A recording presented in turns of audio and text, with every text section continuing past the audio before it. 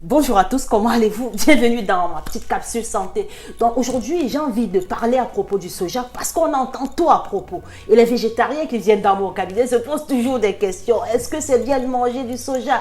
Est-ce que c'est mauvais pour la santé? Est-ce que c'est bien? Est-ce qu'il faut manger? Est-ce qu'il faut mettre pour le repas quotidien comme, voilà, mettre pour tous les jours quoi en fait? Est-ce que c'est bien si continuer à manger sur une forte dose tous les jours? Bon, je vais parler en deux thèses. Donc je vais parler sur une première vidéo pour que la vidéo ne soit pas très longue et puis je ferai une deuxième vidéo pour parler de l'effet négatif. Aujourd'hui, je vais juste répondre si c'est bien dans tout l'aspect positif. Je vais vous en parler aujourd'hui. Donc, partagez surtout cette vidéo si vous voulez en savoir plus du soja et de toutes ses dérivés, dont tofu, tout ce que vous trouvez dans les magasins, yaourt soja, huile de soja, tout ce que vous consommez en termes de soja.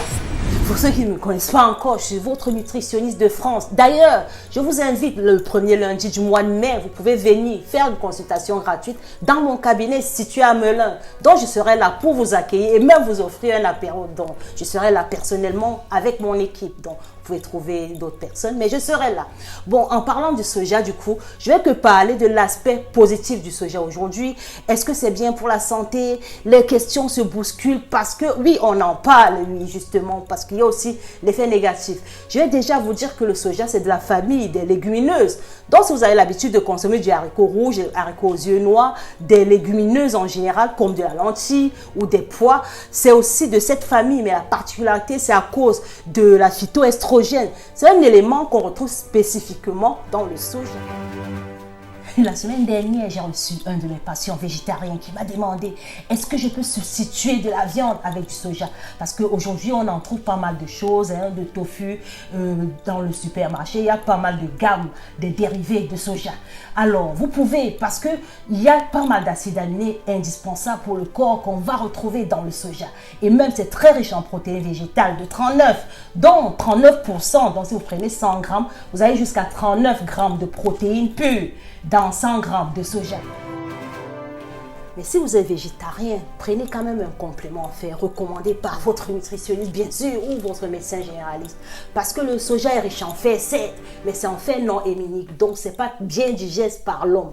L'être humain ne digère pas bien, il faut d'autres éléments, parfois, pour que ça puisse mieux être synthétisé. Donc, parfois aussi, il faut demander conseil. Oui, c'est bien quand vous avez pris l'avant, je vous ai dit aussi, il faut que le milieu soit riche en vitamine C, etc. Il y a que le milieu soit acide pour faciliter, pour casser le non héminique et transformer pour la bonne digestion. À la limite, voilà, vous pouvez avoir un peu de complément en fer. Certes, le soja est riche en manganèse, phosphore, magnésium et puis on trouve aussi de la vitamine du groupe B en général, hein, surtout quand c'est conservé avec la peau, la vitamine K.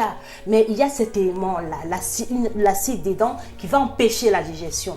Mais pour contrecarrer, il faut fermenter. Donc, je recommande par ailleurs la forme fermentée parce que l'acide phytique, donc, que vous allez trouver dans le soja, qui va empêcher la digestion, ne sera plus existante après une fermentation.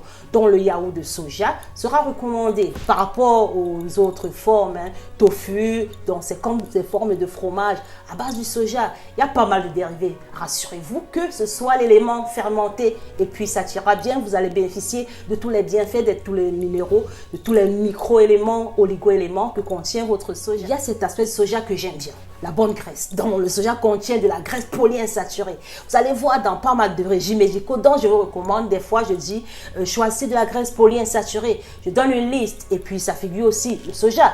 Mais ça dépend aussi de ce que vous avez, de pas mal de choses, de l'âge, parce que je vais vous redire pourquoi le soja ne sera pas recommandé pour pas mal de personnes et puis pourquoi il va falloir manger avec parcimonie. Pourquoi pour introduire dans certaines alimentations, il faut faire attention.